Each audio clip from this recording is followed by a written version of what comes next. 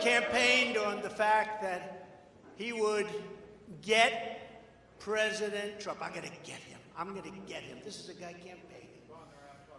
He wanted to get President Trump at any cost, and this before he knew anything about me, didn't know a thing about me. He was campaigning. As it turns out, virtually everybody that has looked at this case, including rhinos and even hardcore Democrats, say there is no crime and that it should never have been brought.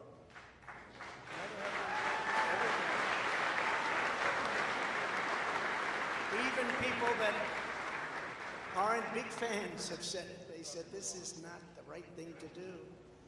It's an insult to our country, as the world is already laughing at us for so many other reasons, like our open borders, our incompetent withdrawal from Afghanistan, where we left behind American citizens, $85 billion worth of the best military equipment in the world, lost 13 magnificent young lives, and far too many to mention that are so badly hurt with the loss of arms and legs and facial obliteration.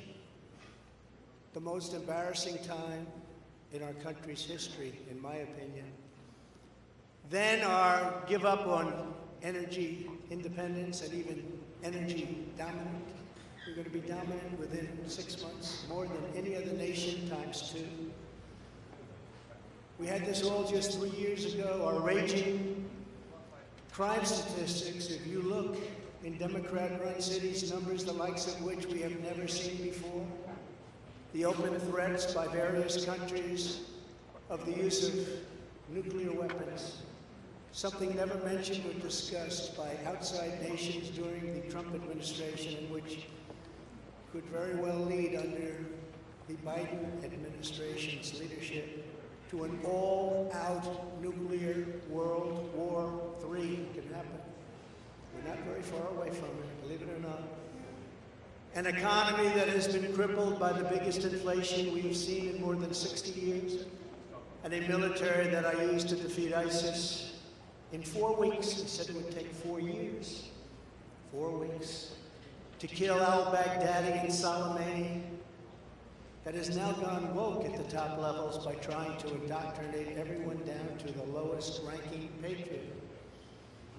But now they have really stepped up their efforts by indicting the 45th president of the United States, who received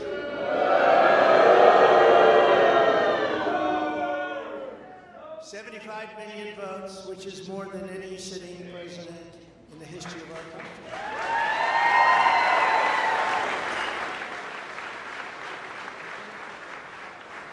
And in the wings, they've got a local racist Democrat district attorney in Atlanta who is doing everything in her power to indict me over an absolutely perfect phone call, even more perfect than the one I made with the president of Ukraine. Remember, I kept saying that's a perfect call. This one was more perfect. Nobody said, sir, you shouldn't say that. Many people on the phone. Or hung up in disgust because of something I inappropriately said.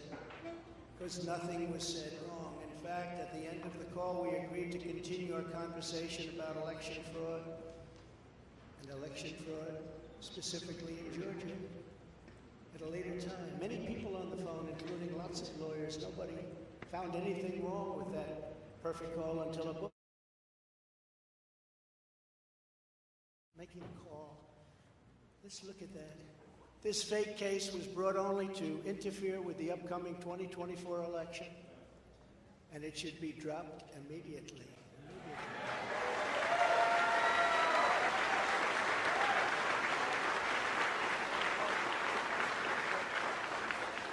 Then you have a radical left lunatic known as a bomb thrower who is harassing hundreds of my people day after day over the boxes hoax. You know, the boxes hoax, as we call it.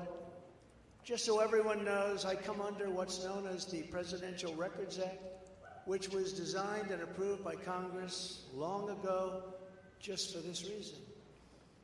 Under the act, I'm supposed to negotiate with NARA, the National Archives and Records Administration, which as of this date is a radical left troublemaking organization that red flags the Constitution of the United States and the Bill of Rights as dangerous and triggering. Can you imagine?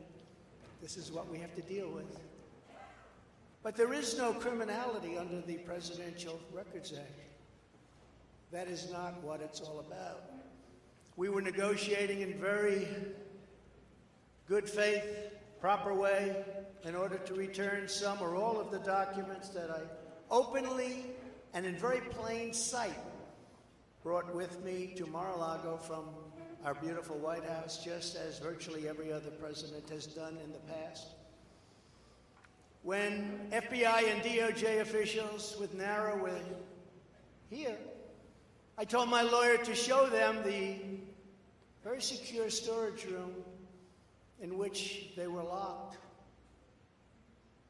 The FBI's sole request in writing was, could you please put another lock on the door?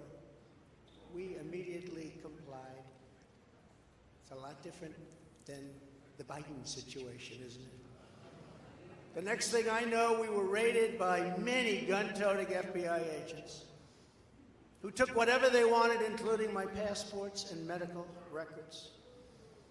Everybody was in shock. Nobody had ever heard of such a raid before. Can't even believe it. Who would think that that could happen today? I immediately thought of the Fourth Amendment that protects against unreasonable search and seizure. But they did it anyway because our justice system has become lawless.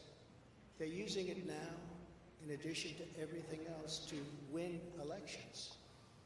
Apparently, they're not looking at me through the view of the Non-Criminal Presidential Records Act. They came up with a new one. This is a new one. And they're looking at me through the Espionage Act. Think of that. How does that sound? Of 1917, where the penalty is death. Even though that has absolutely nothing to do with openly taking boxes of documents and mostly clothing and other things to my home, which President Obama has done, the Bushes have done, Jimmy Carter's done, Ronald Reagan has done. Everybody's done. In fact, Hillary Clinton got rid of 33,000 emails, and that was okay. But nobody's done it like Joe Biden.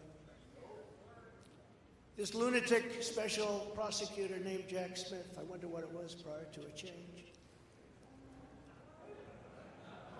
who others of his ilk say he's even worse than they are, is only looking at Trump, yet Joe Biden took massive amounts more documents, even removed many boxes to Chinatown. You believe that? Just got $10 million from China. Where did that come from? I guess they were banking on Hunter's expertise, and had others stored in unsecured offices in Pennsylvania and strewn all over his garage floor, where his now very famous Corvette is also stored. All over the floor, including classified documents. But that's okay. Perhaps most importantly, he has 1,850 boxes in Delaware, which he is refusing to give up. But isn't that real obstruction? That's obstruction. As president, I have the right to declassify documents, and the process is automatic if I take them with me. It's automatic, declassified. Biden was vice president. He had absolutely no right to declassify as vice president. He doesn't come under the Non-Criminal Presidential Records Act. He comes under the very criminal Federal Records Act, unfortunately for him, but it's not going to matter because they don't follow the law, which has very severe penalties. He had classified documents that he took while he was a senator, which is absolutely inexcusable. And other senators, including Democrats, are outraged. But he's not being harassed and hounded like the people who work for me are. In fact, they seem to have forgotten about his documents entirely. So many, thousands and thousands. It's okay with him. They like to say that I'm obstructing, which I'm not, because I was working with NARA very nicely until the raid on my home. But Biden is obstructing by making it impossible to get the 1,850 boxes or explain why many documents were located in Chinatown. Can't explain it. Why were they in Chinatown? I don't know. Lastly, I'm under investigation. This time a civil investigation by another racist in reverse, who also campaigned on, "I will get Trump. I will get him." This was her campaign.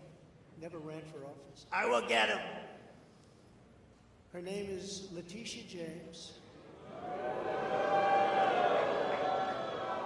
And she proclaimed while campaigning, quote, "I look forward to going into the office of the Attorney General every single day, suing him, and then going home." Before she knew me. She announced, "What is fueling my soul right now is Trump," and that she had her eyes on Trump Tower. Those eyes are focused on Trump Tower. Didn't know the young lady. She even assured her supporters in an election promise that we're going to definitely sue him. We're going to be a real pain in the ass. He's going to know my name personally.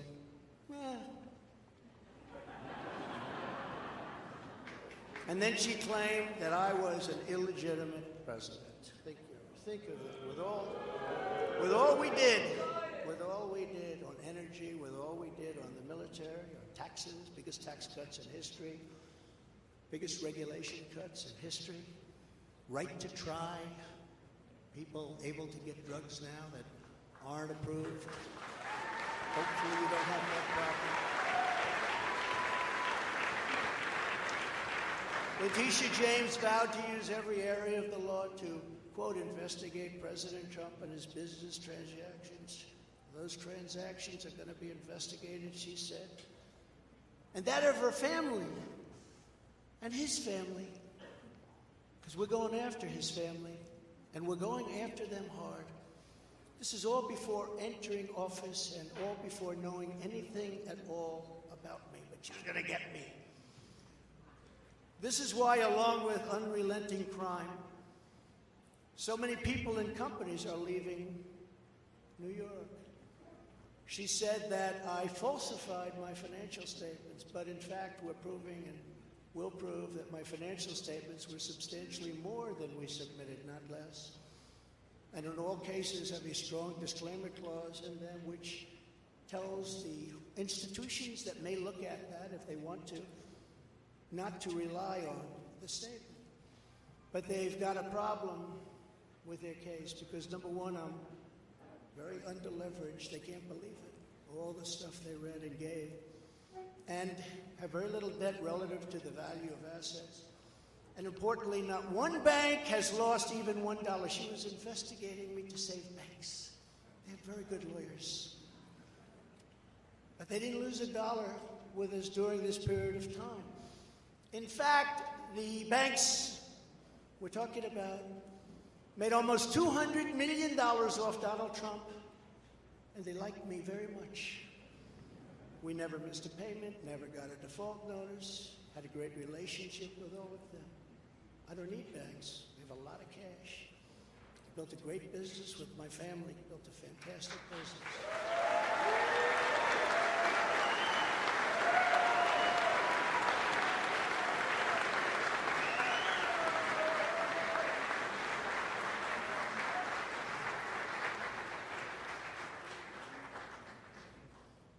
I have a son here who's done a great job, and I have another son here who's done a great job.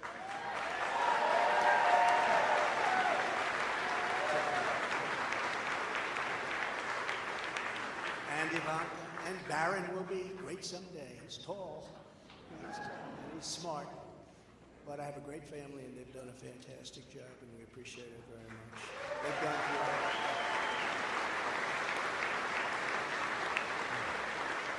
So she's suing me over banks that weren't defrauded, when she should be focused on violent crime that's driving people out of the state. This is a persecution, not an investigation. She's put our family through hell. It's cost hundreds of millions of dollars to defend, but our heads are held very, very high. They want to settle the case, but I want no part of that. So here we are now.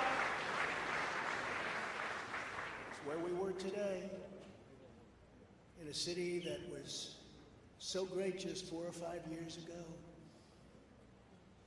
But now we're there. Spend time there today, as you possibly read, with a local failed district attorney charging a former president of the United States for the first time in history on a basis that every single pundit and legal analyst said, there is no case. There's no case. They kept saying, there's no case.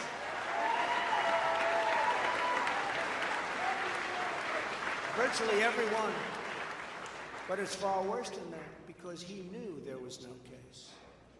That's why last week he delayed for a month and then immediately took that back and threw this ridiculous indictment together. Came out today, everybody said, this is not really an indictment, there's nothing here. My lawyers came to me and they said, there's nothing here, they're not even saying what you did. The criminal is the district attorney because he illegally leaked massive amounts of grand jury information, for which he should be prosecuted, or at a minimum, he should resign. And Alvin Bragg's wife confirmed a report that claimed her husband has Trump nailed on felonies. She has since locked down her Twitter account. His chief prosecutor, who represented the Democrats and crooked Hillary Clinton in a firm run by Chuck Schumer's brother, Robert, he quit the firm in order to go to work in the DA office in order to get Trump. Can you imagine that? Hillary Clinton's lawyer, Democrat firm. Ultimately, he quit as chief prosecutor because Bragg didn't think he had a case. Think of that same guy that brought this ridiculous thing today. Yet during his investigation, this prosecutor named Mark Pomerantz wrote and published a book saying all sorts of privileged things, and has been very strongly reprimanded. He was reprimanded so strongly. I've never seen anything like it. That's probably the end of it. But what he did was probably very illegal. But he was very, very strongly reprimanded. Even District Attorney Bragg was furious with him. They were having a tremendous fight in the office because of it. But hope is never lost, because various prosecutors in the DA's office also quit because they thought President Trump was being treated very unfairly. How about that? Isn't that great? Oh, I love them. I'd like to meet them. I'd like to meet them. The DA's office even had a webpage. Meet the team of executives who have done this to President Trump. That was the title. Isn't that nice? They immediately had to take it down. Meanwhile, overall, crime in New York was up 30% last year. Much more than that the year before, with felony assaults, robberies, and burglaries all up by massive, massive numbers. Not the same place that I know, not the same place that you know. And this is where we are right now. I have a Trump-hating judge with a Trump-hating wife and family, whose daughter worked for Kamala Harris and now receives money from the Biden-Harris campaign, and a lot of men. We recently had another trial, and the same judge told the fine man who worked for me for many, many years that if you admit your guilt, you will be in jail for 90 days. But if you don't, if we go through a trial and you're found guilty, you're going away for 10 years and maybe longer, which for a 75-year-old man with a great family really means life. What the prosecutors and judge did to that man, I will never forget, because it's right out of the old Soviet Union. That's where we are. They said, you say anything about Trump, meaning that's bad, and you won't even have to serve the 90 days. You'll walk free. And they say that to many of my employees. We have this Jack Smith lunatic threatening people every single day through his representatives. They're threatening jail terms. But talk about Trump and you'll go free. This is where we are as a nation. Who would have thought they can't beat us at the ballot box, so they try and beat us through the law. That's the country in which we live, however, right now. The USA is a mess. Our economy is crashing. Inflation is out of control. Russia has joined with China. Can you believe that? Saudi Arabia has joined with Iran. China, Russia, Iran, and North Korea have formed together as a menacing and destructive coalition. Would have never happened if I were your president. Would never have happened. Nor would Russia attacking Ukraine have happened. All of those lives would be saved. All of those beautiful cities would be standing. Our currency is crashing and will soon no longer be the world standard, which will be our greatest defeat, frankly, in 200 years. There will be no defeat like that. That will take us away from being even a great power. If you took the 5 worst presidents in the history of the United States and added them up, they would not have done near the destruction to our country as Joe Biden and the Biden administration have done.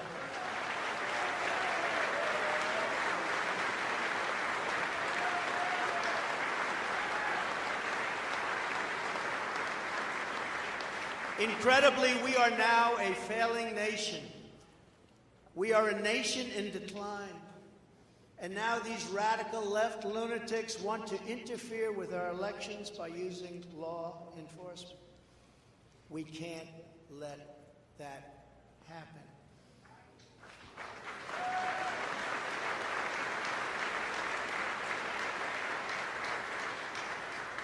With all of this being said, and with a very dark cloud over our beloved country, I have no doubt, nevertheless, that we will make America great again.